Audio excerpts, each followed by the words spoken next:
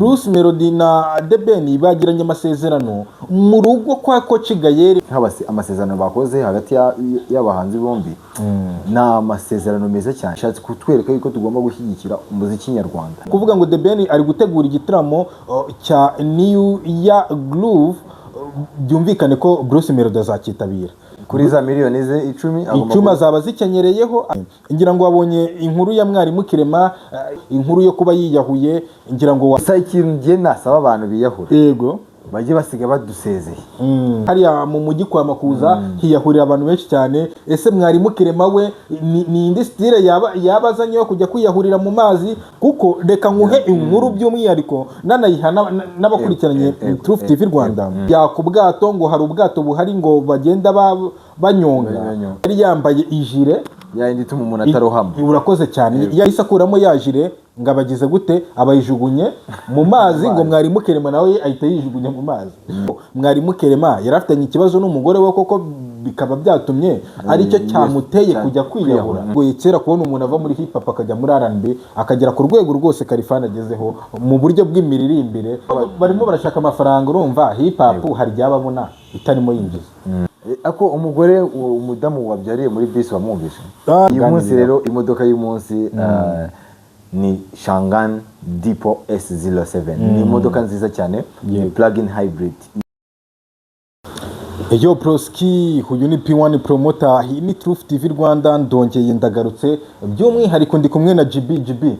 Ni karibu muri Truth TV Rwanda. Asante kabisa abantu badukurikira B1 cyangwa se Truth TV Rwanda, nongeye kubasuhuza. Amahoro y'Imana akomeza abane namwe.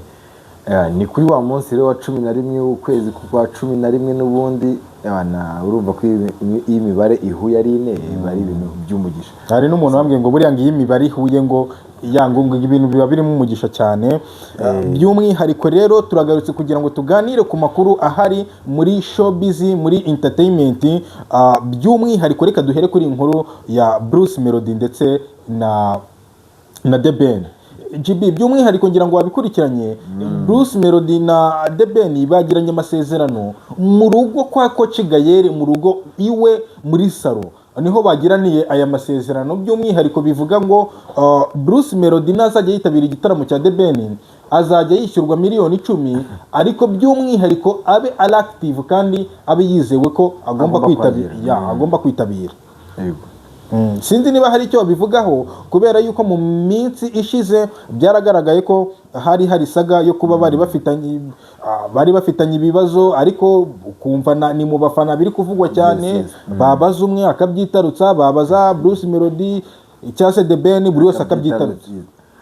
Actually ngiye iki na ibintu bakoze like amasezerano bakoze hagati y'abahanzi bombi na amasezerano meza cyane, kubera yuko guys urabona yuko bari abantu bashatse kubateranya kanakarutuye. So biriya bishatse kutwereka yuko abafana ba Bruce Melody, aba The Ben, twese turi bamwe. Bishatse kutwereka yuko tugomba gushyigikira umuziki nyarwanda.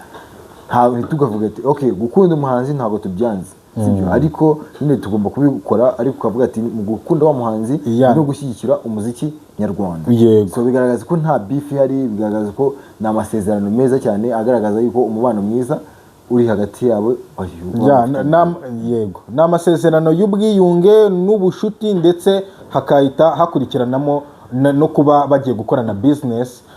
Ni amasezerano meza cyane. By'umwihariko ubwo ni ukuvuga ngo The Ben ari gutegura igitaramo cya New Year Groove, byumvikane ko Bruce Melody azakitabira kuri za miliyoni ze 10 azaba zikenyereyeho, azaba yishyuwe akitabira amasezerano y'abakire. So na Bruce Melody mwaka utaha afite ibitaramo, afite tour yo kuzenguruka igihugu cyose. Byumvikane ko The Ben nawe agomba kuzatanga ya miliyoni 10 muri amasezerano. Agomba kuzitabira, ariko nawe akishyurwa ayo mafaranga bumvikanye.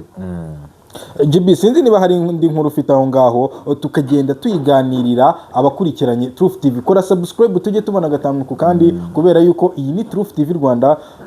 by'umwihariko uyu munsi ndi kumwe na GB. GB turimo twihuta cyane, ngira ngo wabonye inkuru ya mwarimu Kirema yacicikanye ku mihanda. Mwarimu Kirema ngo yigishije abantu benshi. Mwarimu Kirema rero inkuru yo kuba yiyahuye ngira ngo wabisomye. ariko buri biwa ngenge nibaza ikibazo kimwe, ubundi abantu kwiyahura ubundi babitekereza gute? ubundi kugira umuntu afata umwanzuro ajye kujya kwiyahura mani gusa ikintu ngiye nasaba abantu biyahura yego bajye basiga badusezeye tuvuga ati njyewe ngiye kwiyahura, kuko ibintu byo kwiyahura tumaze kubimenyera hajye hiyahura abantu benshi. Ngira ngo hariya ku Nkundamahoro urabyibuka GB, hiyahuriye abantu benshi cyane. ngira ngo hariya mu mujyi kwa Makuza hiyahurira abantu benshi cyane. Ese mwarimu Kirema we ni indi style yabazanye yo kujya kwiyahurira mu mazi? Kuko reka nkuhe inkuru by'umwihariko nanayiha n'abakurikiranye Truth TV Rwanda. Mwarimu Kirema yagize gutya ajya kuri Muhazi, yaravuye mu bice byo mu majyaruguru. Mu kugera kuri Muhazi ngo babonaga asa nk'udatuje, ijya ku bwato, ngo hari ubwato buhari ngo bagenda banyonga. Noneho mwarimu Kirema na telefone n'ibyangombwa ngo yabisize aho ngaho, yarabisize mwarimu Kirema. Noneho mwarimu Kirema ubwa bwato mu kubufata agenda anyonga, agezemo hagati yari yambaye ijire yayindi ituma umuntu atarohama. Urakoze cyane. Yayindi ituma umuntu aramutsa aguye mu mazi kubw'impanuka, yajire iramufasha ntarohame. Mwarimu Kirema noneho ndi kukwihera inkuru y'ukuntu byagenze aho ngaho uwo munsi mwarimu Kirema agira gute yiyahura. Mwarimu Kirema ageze hagati mu mazi na bwa bwato yarakuye ku nkombe, yahise akuramo yajire ngo abagize gute abayijugunye mu mazi, ngo mwarimu Kirema nawe ahita yijugunya mu mazi. So rero ni muri ubwo buryo mwarimu Kirema yahise aburirwa irengero, hitabazwa marine kugira ngo zimushake. Wumve yuko na n'aka kanya iyi nkuru turi kuyikora umurambo wa mwarimu Kirema wari utaraboneka, kubo buriya ngo iyo umuntu aniyahuye ngo umurambo we ngo ushobora no kugenda ngo ukajya ahantu mu bitare cyangwa se ahantu mu isayo, ngo biba bigoye kumubona. Bivuze ko n'imirambo ibiza ubwenge, biba bigoye rwose. Ariko abantu biyahura bo rwose nabagira inama yo mukomereza. Ariko andi makuru ngo mwarimu Kirema ngo akaba ashobora kuba yarafitanye ikibazo n'umufasha we. Niba ari ukuri ino nkuru turaza kuyikora follow up turebe neza koko mwarimu Kirema yarafitanye ikibazo n'umugore we koko bikaba byatumye aricyo cyamuteye kujya kwiyahura. Ako se B1 nubwo ufite ikibazo n'umugore wawe, yego bivuze ko kwiyahura waba ari wo mwanzuro? Oya, simbibona ko ari wo mwanzuro. Hari ibisubizo byinshi, hari abaganga bashobora kugufasha bakakuganiriza, hari abakansa abantu bashobora kukuganiriza bakagufasha mu buryo bw'imitekerereze kugira ngo ubuzima bukomeze ugende neza. B1 ngiye kintu namaze kubona cyo abantu nitwe twitera depression, ugasanga witeye depression for nothing. Ariko ibintu byose, situation yose yibashe kuyihandolinga cyangwa se waba utabasha kuyihandolinga ugashaka abantu bagufasha kuyihandolinga, sibyo? Kurenza uko ushaka kujya kwiyahura. Niyo mpamvu umuntu wiyahuye rwose oya, yewe na tolerance mumbabarire, ariko ntago ari ukuvuga ngo nugutuba umuntu, sibyo? Ariko umuntu wiyahuye ugiye gufata icyemezo cyo kwiyahura, wowe nyine umugirira impuhwe gute, sibyo? Oya, kandi wabonaga ko uriya rwose mwarimu yarameze neza, yarafite akazi, yararyoshye. Abantu benshi bamutangiraga ubuhamya ko mwarimu Kirema rwose yigishaga imodoka neza cyane. Yego rwose bamutangiraga ubuhamya. Ubwo rero ni ukuvuga ngo yari umuntu ufite ubwenge, nta kibazo cyo mutwe yari afite, ntacyo. So rero Imana imwakire mu bayo, nimba koko yaranakomeje, reka dusenge famiye ye ibone umurambo, nta kindi. Mwarimu Kirema aruhukire mu mahoro. Twihuta cyane turebera hamwe amakuru ari kuri iyi mihanda. Ngira ngo umuraperi Khalfan Govinda, ngira ngo wayibonye ko hari indirimbo yakoranye na Kidumu Kibido wo mu Burundi. By'umwihariko rero uyu muhanzi Khalfan Govinda ni umwe mu bahanzi beza cyane, ni umwe mu bahanzi bamaze no gutera imbere, bamaze kubona ku mafaranga, ariko bamwe mu bantu abakunzi b'injyana ya hip hop bakaba bamushinja ko ngo yatatiriye igihango rwose. Iyo urebye Khalfan Govinda asigaye ahogoza, asigaye ari umwaranbi, kandi byari bigoye kera kubona umuntu ava muri hip hop akajya muri R&B akagera ku rwego rwose Khalfan agezeho mu buryo bw'imiririmbire n'imihogoreze. B1 urabona umuhanzi ntago avuga ati cyangwa ntago avuga ati nge ndaririmba kino cyangwa nshobora kino. Umuhanzi, kuba umuhanzi ni impano, ni impano. Yeah. So iyo nuri ari ya kariyeri n'ubundi still bivuze ko injyana yose wayiririmba kandi ikindi no kuba kubimerita no kuba umusirimu buriya nabyo birakonta. So abantu benshi mu Rwanda barimo barashaka amafaranga, urumva hip hop hari ryababona itarimo yinjiza. Niko kuri, kandi umuziki ni business, ujyaho amafaranga ava, niko kuri, amafaranga ari niho ujya. So rero ntabwo twabimuhora, ni n'uburenganzira bwe, kandi urana ko rwose ibintu ari kubikora neza, ari kubikora neza, nakomereza hariya. Kandi iki ngiki collabo kugaragaza yuko aba legend bari kugenda bareba ko hari abana bafite impano bakifuza kubashyigikira. Buriya ni intambwe ikomeye, ni ishusho ikomeye cyane nziza yo kubona Kidumu akorana n'umuhanzi Khalfan. So turimo twihuta rero, turimo twihuta, ngira ngo wabibonye ko Amalone arimo araduteguza album nshya, album ye ya mbere mu myaka 7 amaze mu muziki. Amalone yadukubise amahiti menshi cyane, yadukubise Delira, adukubita indirimbo nyinshi cyane. So n'umuhanzi mukuru, urayibuka iriya ndirimbo bita Impanga. So n'umuhanzi wagiye agaragaza icyo bita talent ndetse na creativity mu byo akora. So rero reka tumubwire ngo courage kuri iyi album, ngira ngo izaba iriho n'indirimbo nyinshi cyane. Uyu ni umuhanzi mukuru umaze kugira indirimbo nyinshi. Buriya iyo umuhanzi ariko kubwira ngo amaze imyaka irenga 7 muri game, aba ari umuhanzi mukuru, rwose.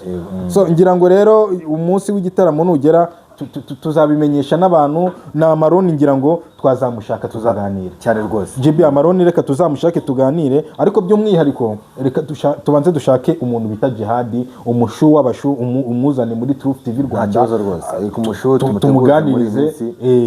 Nta kibazo rwose. So Amalone rero agiye gusohora album ye ya mbere mu myaka 7 amaze mu muziki.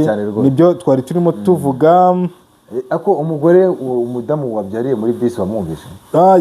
Urakoze cyane. Umudamu wabyariye muri bisi turimo dusoza, ngira ngo nicyo kigaragara yuko leta y'u Rwanda yateje imbere cyitwa ubuvuzi ndetse na serivisi yihuse, kubera yuko ngo buri uriya mudamu akimana kubyara ahantu yabyariye muri kwasiteri yabyariyemo ngo yari ari ku rugendo arimo ataha ajya i Muhanga. Ni ukuvuga ngo ahantu yabyariye n'ubundi already ngo hahise haca ambulance.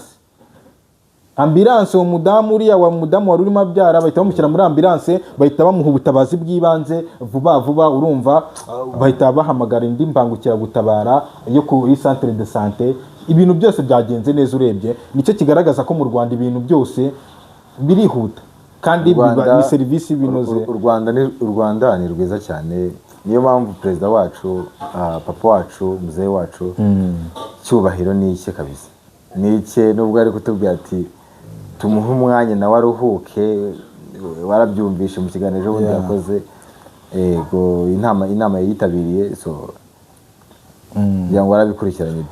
Baba wa taifa byo abatugira inama n'urubyiruko kugira ngo rujye muri politike, abantu bize ibintu by'amategeko n'ibiki, mujye muri politike, nibyo baba wa taifa avuga turubyiruko muze murebe nyine nimwe muzaba imbaraga z'igihugu z'ejo hazaza, nimwe muzadusimbura. Nuko nguko ibintu biba bimeze. B1 muri BYD bimeze gute? Tumeze neza. B1 muri BYD ho. Iyi modoka y'umunsi yabiyihe uyu munsi watuganira? Uyu munsi rero imodoka y'umunsi ni Shangan Deepo S07. Ni imodoka nziza cyane, plug-in hybrid. Iyo modoka ni imodoka nziza iyo yuzuye umuriro, ukoresheje umuriro gusa igenda ibirometero 130. Waba ukoresheje umuriro na essence byose hamwe ikagenda ibirometero 1200. So urumva ni imodoka nziza cyane. Ikindi ni imodoka ifite intebe, ifite massage, ni intebe ifite technology iri hejuru ni intebe iri luxury car. Yego. Ikindi kandi abantu bakurikira B1 ndetse ku bantu bashaka kwifuza kohereza amamodoka, gutuma amamodoka like kodaringa amamodoka mu Bushinwa, turabikora. Ndetse naho ufite imodoka yaba ifite ikibazo atari kuvuga ngo nuko wayiguze iwacu, dufite garage byiza cyane aho dufite abaprofessionnels, abatekinisiye b'abaprofessionnels. So duhereye ku Gishushu inyuma ya RDB kuri station ya SP kuri Kafam Plaza. Yego, nimero twakubonaho? Nimero mwambonaho ni 0798112955. DG Motors. GB. Reka dusoreza. Nta kibazo rwose B1. Urakoze cyane. Iki kiganiro nkuko twabibateguje abantu bo kuri Truth TV ni umunsi ku munsi. Nagahoraho. Wakoze cyane kwitabira. Yego, munamwe mwakoze kandi musigare mukora subscribe, like, comment, muduha n'ibitekerezo na share, musharinge n'inshuti, tuhatwikire rimwe tubagezaho amakuru meza, mutubwire n'abahanzi mukeneye tubatumire muri studio za Truth TV kugira ngo tujye tubaryohereza gatanu ku kandi. Mwakoze cyane. Ciao ciao.